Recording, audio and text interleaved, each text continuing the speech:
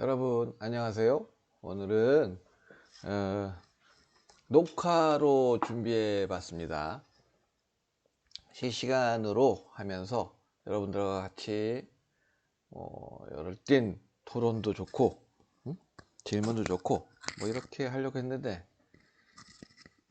방송 시스템도 잘 안 되고 하다 보니까 괜히 여러분들 그 시간에 꼭 맞춰서 오라고 하는 게 여러분들을 더 괴롭히는 게 아닌가라는 생각이 문득 들었습니다. 그래서 오늘은 이렇게 녹화를 한번 해서 여러분들의 반응을 보려고 합니다. 이것도 이제 이렇게 한번 해보시고 어떤 게 더 나은지 의견을 주시면 그렇게 많은 수가 원하는 방식대로 해보도록 하겠습니다. 오늘은 벌써 이제 7주차가 될 것 같은데 현대 중국을 읽는 키워드 100 가운데서 농민공에 대한 얘기를 좀 해보도록 하겠습니다. 농민공 들어봤습니까 여러분? 농민공이 뭔가요? 이름도 참 이상하죠? 농민공. 농민이면 농민이지 왜 농민공입니까? 사실은 민공이라고 하는 것, 공자는 사실은 노동자를 얘기합니다. 그래서 중국어에서도 보면 아르바이트를 한다 그러면 따공 이런 얘기를 하죠. 공주어 다 저 공짜입니다. 근데 농민인데 노동을 한다. 물론 농사 짓는 노동도 있지만 농사 이외의 노동을 하는 사람들을 농민공이라고 볼 수 있는 거죠. 근데 이 농민공은 왜 지금 문제가 되고 있는가? 왜 맨날 농민공 문제를 중국학에서는 얘기하고 있느냐? 일단 중국은 그 농민이 가장 많아요. 농업에 종사하는 인구가 가장 많습니다. 전통시대의 중국은 농업국가이죠. 황하문명은 농업문명입니다. 그게 수천 년, 몇만 년 계속 저 한 곳에서 계속 유지되어 왔다고 볼 수 있는 거죠. 그래서 그 안에서 그 터전 위에서 살아왔던 거예요. 사실 중국을 정치적인 차원에서 전통 중국은 어떤 모습이었냐라고 얘기해 본다면 중국의 정치 제도는 전제군주 제도죠. 그렇죠? 황제가 모든 권한을 가지고 군사력을 독점하고 1인 거의 사람이 아니라 신의 아들, 하늘의 아들, 천자라는 이름으로 이 세상의 모든 생명체와 재산 이런 것에 대한 주인 역할을 해왔죠. 그것이 수천 년 동안 유지되어 왔다고 볼 수 있습니다. 그 수천 년 동안 유지해온 그런 전제군주 제도 1911년 청나라를 마지막으로 새로운 이제 정치 제도가 들어오긴 했지만 그 이전까지 수천 년 동안은 결국은 중국에서는 전제군주 제도가 유지되어 왔던 겁니다. 그런데 그 전제군주 제도는 그럼 결국 경제적인 바탕은 뭐였는가? 그렇죠. 국민들이 세금을 내고 그래야 그 세금을 가지고 나라를 다스리고, 그렇죠? 만리장성도 쌓고, 황제가 사는 궁도 짓고, 말 잘 듣는 신하들에게 녹봉도 주고, 이런 체제를 유지하려면 백성들의 세금이 필요한 거죠. 그 세금이 주로 어디서 나왔냐면 바로 농업 분야에 있는. 중국은 대부분이 농업을 강조했죠. 모든 왕조에서 중농억상 정책을 써왔습니다. 그러다 보니까 농사가 모든 것의 중심이었고 백성들 대부분은 다 농사를 짓게 만든 거죠. 농사를 지어야 한 농사 짓는 농토에 묶여서 어디 도망 다니도 않고 한 곳에 있어야 관리들이 가서 세금도 걷고 또 전쟁이 나면 거기에 살고 있는 장정들을 데려다가 전쟁도 하고 군사로 쓰고 이랬던 거죠. 따라서 농업은 중국에 결코 배제할 수 없는 가장 중요한 산업 기반이었다. 지금은 아닌가? 지금도 여전히 인구의 거의 60% 이상이 농촌 지역에 거주하고 있다. 그래서 중국은 농촌 문제를 해결하는 것, 현재는 뭐 삼농 문제라고 합니다. 농업, 농촌, 농민. 그러니까 뭐 지금 뭐 시진핑 체제이긴 하지만 뭐 덩샤오핑 때도 그랬고, 짱저민 때도 그랬고, 후진타오 때도 그랬고, 이 삼농 문제를 해결하는 게 가장 중국의 가장 큰 골칫거리를 해결한다라는 생각으로 모든 정권이 그래 왔다라는 거죠. 시진핑 정권도 마찬가지입니다. 그런데 그럼 이 농민공은 무슨 소리냐? 쉽게 얘기하면 농촌에 원래 살고 있는 농민들인데 농촌에서 일을 하지 않고 농업에 종사하지 않고 도시 지역으로 이주해서 그 지역에서 노동을 하면서 살아가는 사람들을 농민공이라고 합니다. 뭐 우리도 뭐 어디 강원도 산골이라든가 어디 있는 사람들이 대도시에 나와서 일을 할 수 있어요. 그렇죠? 나와서 뭐 노동도 할 수 있고요. 뭐 요즘 배달도 많이 하고 배달업도 할 수도 있고. 그런 그 도시는 사람들이 인구 밀도가 높고 또 서비스업이나 이런 쪽에 일자리가 많죠. 그러다 보니까 자연스럽게 농촌 사람들이 도시로 와서 돈벌이를 하는 것, 자연스러운 일인데 왜 중국은 그게 문제가 되는가? 왜 그 사람들을 특별히 농민공이라고 하면서 얘기가 되는가? 그런 얘기를 오늘 하는 겁니다. 농민공은 다시 보면 도시로 이주해 노동자의 일을 하는 농민을 가리키는 용어다. 농민공의 출현은 건국 이후 1949년 이후 중국이 추구해온 성장 전략 및 이러한 전략을 실현시키기 위한 사회적 제도로서의 호구 제도와 같은 관련이 있다. 깊은 관련이 있다. 호구 제도는 또 뭔가? 여러분 우리는 호적이라고 생각하면 되죠. 호적. 호적. 어디서 태어났고 요즘은 호적이 아니라 뭐라고 합니까? 뭐 가족관계 증명서 이런 거 요즘 발급받잖아요. 얼마 전까지만 해도 호적 제도가 있었습니다. 그래서 뭐 아버지가 뭐 호주다 이런 얘기도 있었고, 그래서 뭐 아버지의 아버지 할아버지는 뭐 어디서 태어났고 어디 성씨가 어디 본관이 어디고 또 그 증조 할아버지는 어디고 뭐 이런 것들이 다 적혀 있는 게 원래 호적이죠. 중국도 그런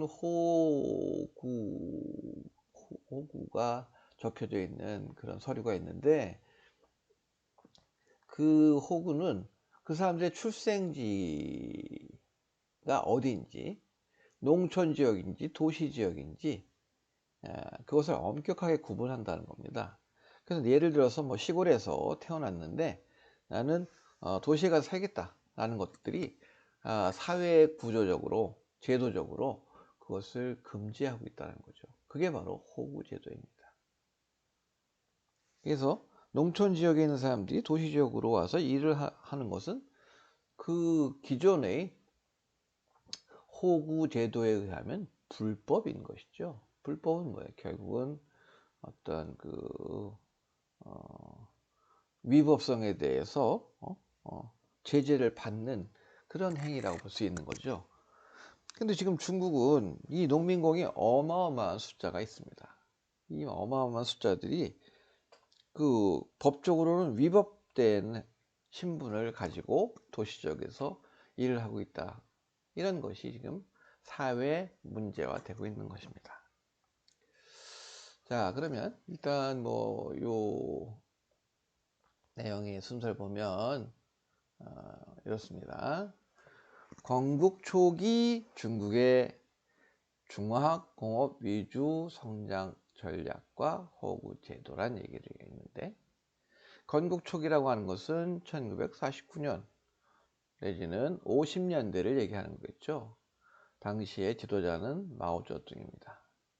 자, 마오쩌둥의 입장에서는 어떻겠습니까?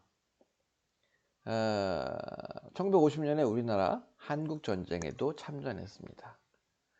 마오쩌둥은 짱제스가 이끄는 국민당과의 전쟁을 끝낸 지 얼마 되지 않았습니다. 그런 상황에서 한반도의 전쟁에 개입하게 되었습니다. 자, 국민당과의 내전이 끝나고 그 내전을 수습하는 그런 시점에, 그 전란의 상처를 수습한다는 것은 폐허된 국가 경제를 재건하는 것이죠.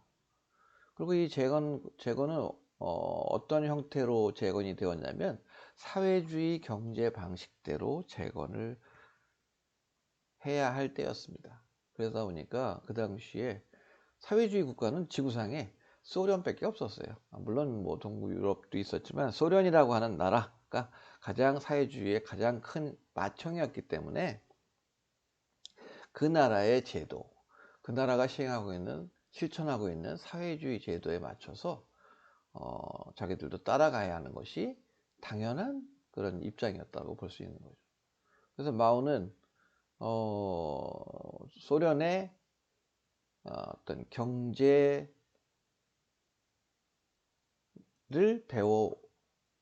배우려고 했던 거죠.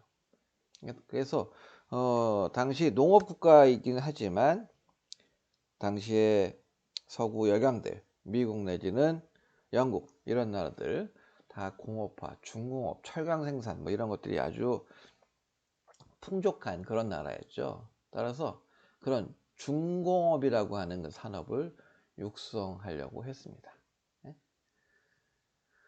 그러다 보니까 중공업 산업을 하려고 하면 일단 기술이라든가 교육이라든가 이런 걸 받은 사람들이 필요하겠죠.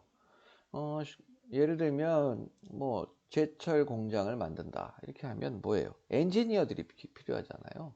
농사 짓는 사람들이 필요한 게 아니라. 그러다 보니까 국가에서 그런 중공업 우선 정책에 의해서 많은 산업시설들을 건설하고, 그 산업시설을 건설하는 곳에 고급 노동력, 인력이 필요했던 거죠. 그러다 보니까 그러한 산업시설이 건설된 지역, 그런 지역의 사람들을 우대하는 그런 정책을 할 수밖에 없었다. 그런 것이 주로 중공업을 기반으로 한 대도시들이 만들어지기 시작했고, 그 대도시에는 그 산업에 필요한, 중공업에 필요한 노동자들이 필요했다. 그래서 그들에게 어떤 나름의 도시에서 거주할 수 있는 권리와, 또 도시에서는 그들이 잘 살 수 있도록 여러 가지 교육시설이라든가 의료시설이라든가 이런 거를 확충해 주기 시작했다는 거죠. 따라서 당연히 농촌 지역에 보다는 비교해서는 도시 지역이 훨씬 그런 거주 환경이나 이런 것들이 좋겠죠. 그런데 사실 그 당시에 중국은 대부분의 사람들이 농업에 종사하는 사람들이었잖아요. 거의 80%, 90%였어요. 근데 그런 사람들이 살기 좋은 곳으로 다 이주를 해버리면 도시가 어떻게 되겠어요? 그렇죠? 그리고 기본적으로 여전히 중국의 어떤 경제적인 기반이 되는 것은 여전히 농업이었다는 것. 그래서 농업 기반은 그대로 유지하는 채로 또 다른 중공업 위주의 어떤 도시를 육성할 그런 정책을 취했다는 거죠. 그래서 기존의 어떤 농업 지역에서의 그런 농업 생산성을 유지하기 위해서는 그곳에서 거주하고 농업에 종사하는 인구의 유출을 막아야겠죠. 그러다 보니까 나온 제도가 바로 이 호구 제도입니다. 그래서 농촌에서 태어난 사람들은 농촌에서만 살 수 있다. 도시에서 태어난 사람들은 도시에서만 살 수 있다. 물론 그 당시에 어떤 그런 그 교육 정도라든가 산업 기술을 갖고 있는 그런 엔지니어 이런 사람들은 당연히 도시로 이주하도록 했겠죠. 그렇지만 그러한 그 산업 정책, 중공업 우선 정책을 시작하면서 중국이 사회주의 경제 모델을 건설하고 그러면서 중공업 정책을 소련식 중공업 발전 정책으로 나아가면서 중국의 어떤 사회 구조의 어떤 그 농촌과 도시 지역의 어떤 자유로운 이동을 막는 그런 호구 제도가 함께 만들어졌다라고 할 수 있습니다. 건국 초 중화공업 위주의 경제 성장을 추구했다. 그리고 당시 소련의 지도와 한국전쟁 참전 경험을 통해 경제 전반에 파급력이 높은 중화공업에 집중해야만 단시간 내에 성장할 수 있다고 판단을 했다. 그죠? 근데 이제 당시 자본과 기술이 부족한 상태였고 도시지역의 중화공업단지를 조성하면서 이들을 이제 모이게 하고 이들을 활용하기 위해서는 이들에게 좋은 조건을 보장해 주었다는 거죠. 그러다 보니까 농촌 지역과 비교해서 훨씬 더 나은 그런 환경이 조성이 되었고 이 지역으로 농민들이 뭐 그냥 물밀듯이 밀려오지 못하도록 이러한 호구 제도를 만들었다라는 거예요.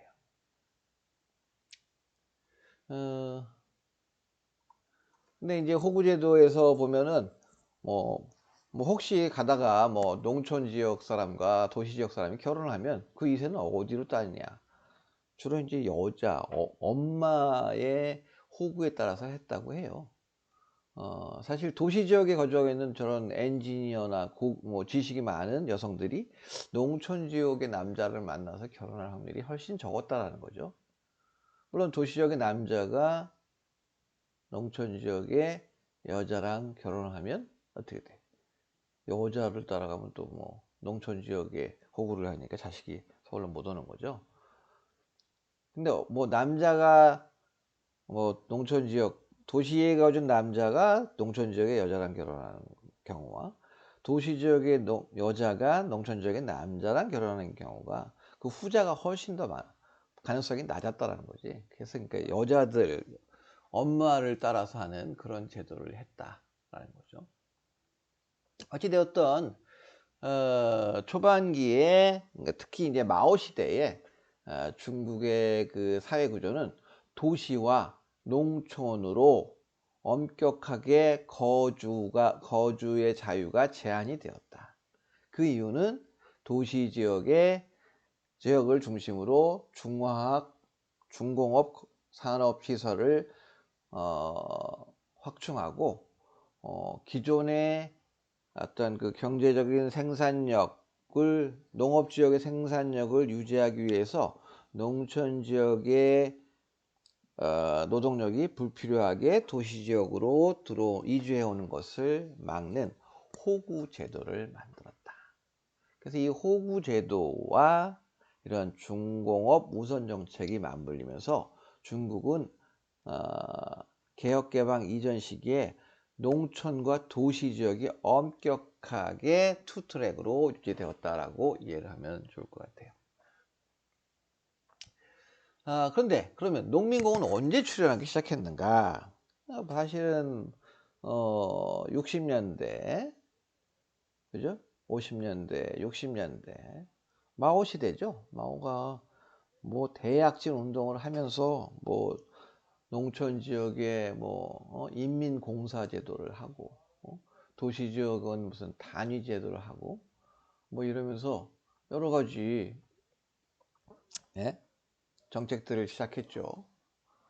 그러다 보니까 그 지역의 도시와 농촌 지역의 교류라든가 이런 것들이 완전히 막혀 있었는데 이것이 언제부터 시작이 되었냐면 언제부터 이 사회 농촌 지역 사람들이 도시로 옮겨오기 시작했냐면 바로 마오가 죽은 다음에 개혁개방 정책이 시작된 1980년대 이후라는 거죠. 이때부터 농촌 지역에 살고 있는 사람들이 도시 지역으로 이주해 와서 사는, 이주해 와서 도시 지역에서 물론 3D 업종에서 있었겠죠. 도시 사람들이 하지 않는 뭐 힘든 일이라든가 뭐 지저분한 일. 그러니까 농촌 지역의 사람들이 도시 가정에 와서 가정부를 한다거나 뭐 아니면 어?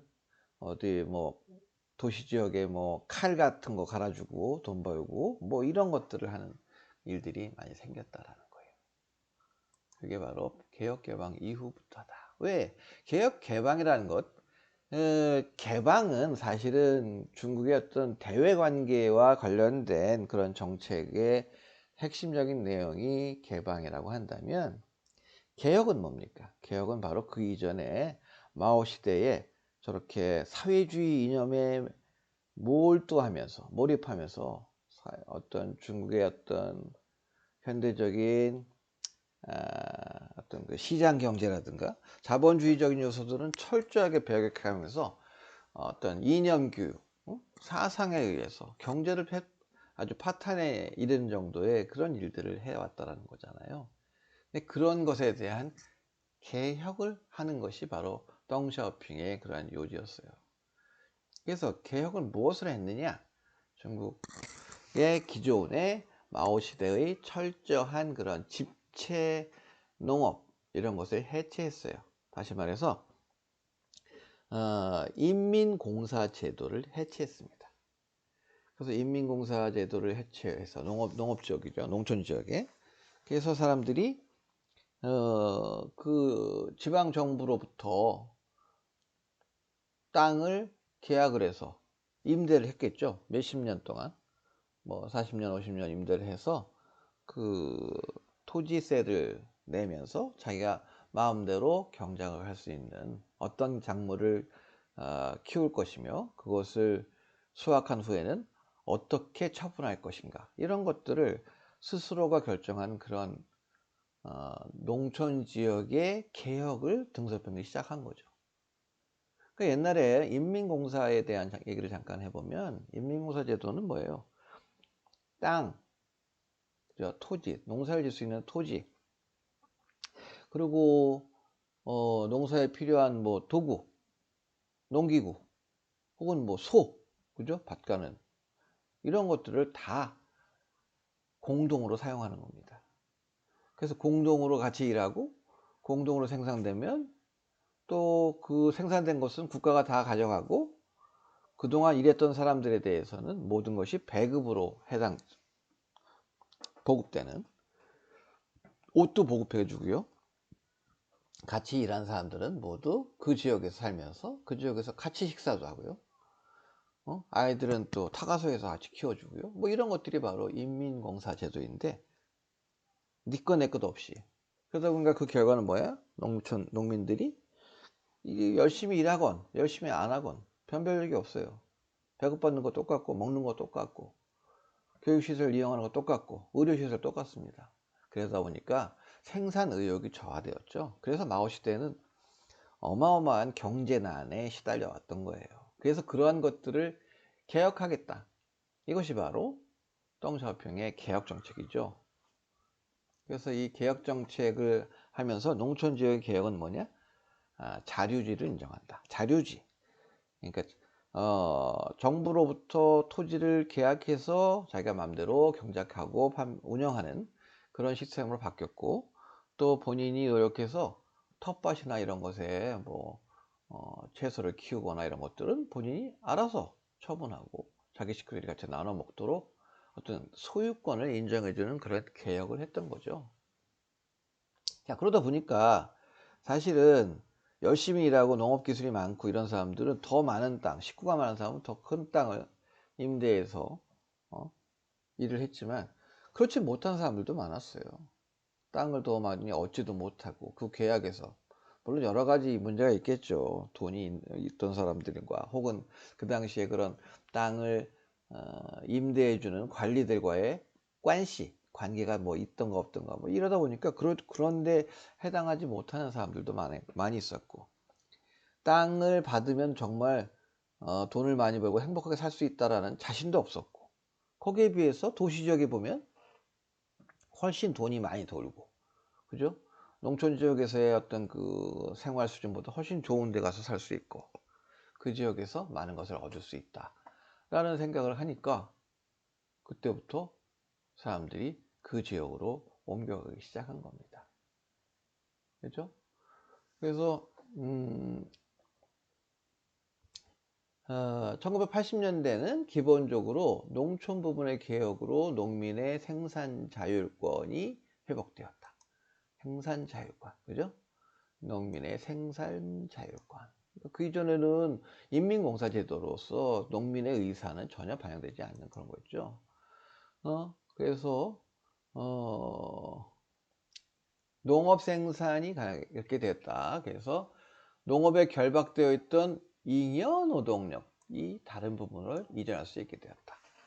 그러니까 인민공사제도 안에 일을 하는 동 마는 동 해도 똑같이 보급받고 살았던 사람들이죠. 그렇지만 이제 제한된 토지에서 이제 소유권이 인정되다 보니까 내가 좀 더 열심히 하면, 더 많은 땅을 개간하면 내가 더 잘 살 수 있다라는 그런 경쟁 의식이 생기는 거죠. 그러다 보니까 거기에서 경쟁에 뒤처지는 사람들, 그래서 농사를 져봐야 농업기술도 떨어지고 게으르고 뭐 이래서 결국은 수익을 못 내는 사람들은 농사를 더 이상 질 수 없는 상황이 돼버린 거죠. 그렇게 생긴 이런 잉여 노동력들이 도시로 빠져나갈 수밖에 없다, 그런 상황이 되었다. 그래서 여기서 또 한 가지 우리가 얘기할 것은 이게 향진기업이라는 게 있습니다. 향진기업. 향진기업은 우리도 뭐 경기도 평택시 뭐 용이동 무슨 길 뭐 이렇게 나오잖아요. 그런 행정 구조가 있죠. 지금 우리도 뭐 이장 있나요? 이장, 동장, 뭐 이런 사람들 있잖아요. 그러니까 국가의 행정단위 제일 말단, 그런 우리는 뭐 이장이나 동장 이렇게 얘기하는데, 중국에서도 보면 그 말단 행정단위가 향이 있고 진이 있습니다. 그래서 여기 얘기하는 향진기업, 요 향진기업은 그야말로 행정단위의 가장 말단, 제일 작은 그런 단위를 얘기하는데, 그 단위에서 만든 기업을 얘기하는 겁니다. 어떻게 보면 협동조합 같기도 하고요. 그죠? 어떤 지역에서 만드는 거죠. 예를 들면 평택이에요. 평택인데 여기 평택의 현촌입니다. 현촌. 배과선이 많아요. 근데 거기서 이제 배를 수확해요. 근데 배를 수확하고 나면 어떻게 할까요? 상품을 출하해야죠. 그 다음에 또 상품 출하와 더불어서 뭐 선별 작업도 해야 되고 포장도 해야 되고, 그죠? 그 다음에 뭐 예를 들면 뭐 주문을 받고 그것들 또 배송도 하고, 아니면 또 시장에 내다 팔고, 이런 데 필요한 여러 가지 농사 이외에 다른 일들이 필요한 거잖아요. 근데 그 과수원이 하나가 아니라 몇십 개가 있단 말이지. 그럼 거기에서 필요로 하는 그러한 과일 포장 시스템이라든가 택배 시스템이라든가 이런 것들과 관련되어서 기업이 만들어지는 거죠. 그래서 거기서 누가 일들을 해? 바로 그 농사를 짓지 않는, 그죠? 땅을 불화받아서 그 땅에서 농사를 짓는 그런 순수 농업이 아니라 농촌 지역에서 발생하는 여러 가지 서비스업에 종사하는, 그래서 그로부터 수익을 얻는 그런 기업을 만들었다는 거예요. 80년대. 그 기업의 이름이 바로 향진기업이라는 거죠. 초기에는 인민공사가 해체되고 사람들이 농사 짓는 사람도 있지만, 또 워낙 그 토지에 비해서 농촌 지역에 경작 가능한 농토보다 거기에 거주하는 농민이 훨씬 더 많기 때문에 모든 농민들이 다 골고루 그렇게 땅을 불화받고 농사에 종사할 수 없었고, 그러다 보니까 그 경쟁에서 뒤처진 그런 사람들이, 농민들이 새로운 일자리를 찾아야 되는데, 그 일자리를 바로 덩샤오핑이 시대에 만든 향진기업이라고 하는 그런 기업, 지역 단위의 그런 기업을 만들어서 그 잉여 노동자들을 많이 소화해냈다. 그래서 사실 개혁개방 초기에는 농민공이 이렇게 사회 문제가 되지는 않았다라는 거예요. 그래서 80년대는 사실 어떻게 보면 이 향진 기업이 어떤 농촌 지역의 순수 농업과 결합이 되면서 상당한 어떤 그 경제 발전에 지대한 효율 제고에 긍정적인 역할을 했다라고 볼 수 있어요. 근데 그러다가 이게 문제가 되는 게 뭐냐면 바로 1990년대 중국에서 이제 국유기업 개혁이 시작됐어요. 국유기업 개혁. 자, 국유기업 이 얘기도 또 설명을 좀 해야겠는데, 국유기업은요, 국가가 소유한 기업이죠. 원래는 그 사회주의 개념이 도입이 되면서 1950년대에 중공업을 육성하면서 그렇게 만들어간 그런 중국의 어떤 경제 산업 기반, 이런 것들은 사회주의 개념을 계속 도입해 적용을 해야 됐기 때문에 당연히 국가가, 그러니까 개인의 소유가 아닌 거게 되겠죠. 사회주의 개념 그런 거니까 개인 소유를 인정하지 않는 거예요. 사유재산을 인정하지 않는 게 사회주의 개념이잖아요. 그러다 보니까 50년대에 많은 건설을 하면서 그러한 그 건설에서 만들어진 기업들은 모두가 국가가 주인이 된 국유기업이었다. 그런데 그 당시 이렇게 뭐 대부분의 산업이 다 국유기업이고 국유산업이었는데, 국유산업으로 경제가 발전이 되었나? 안 됐죠. 왜? 사유재산을 인정하지 않았기 때문에 사람들은 거기서 대충 일을 안 해도 그냥 월급 받고 배급 받고 이러면 끝나는 거잖아. 근데 열심히 하지도 않고 서로 기업과 기업 사이의 어떤 선의의 경쟁이라든가 가격 경쟁이라든가 뭐 품질 경쟁이라든가 이런 것들이 없었다는 거죠. 그러다 보니까 중국의 경제는 나락으로 떨어질 수밖에 없었다. 그러나 90년대에 이제 들어오면서 중국이 이제 어떤 기업에 대한 개혁도 본격적으로 시작한 거죠. 더 이상 기업이 국가가 소유하고 있으면서 서로 경쟁도 없이 그렇게 경쟁이 없는 기업으로 남아 있는 것은 중국의 경제 발전에 백해무익하다라는 생각을 하기 시작했고, 그래서 그런 기업에 대한 개혁을 하기 시작했다. 그러니까 국유기업 개혁보다는 농촌 지역의 향진 기업이 먼저 생겼죠. 그런데 이제 국유기업이 개혁하면서 국유기업도 서서히 어떤 민간 기업의 성격을 갖기 시작했다는 거죠. 열심히 해서 수익을 얻으면 그 수익을 얻은 만큼의 베니핏을 그 소속된 그런 직원들이 받아갈 수 있는 그러한 그러한 그 경쟁 시스템이 들어오다 보니까 국유기업의 어떤 경쟁력이 향진 기업보다는 훨씬 더 앞서가기 시작했대요. 그죠? 국유기업 개혁을 거치면서 시장 경쟁력을 확보하게 된 도시 부문의 예,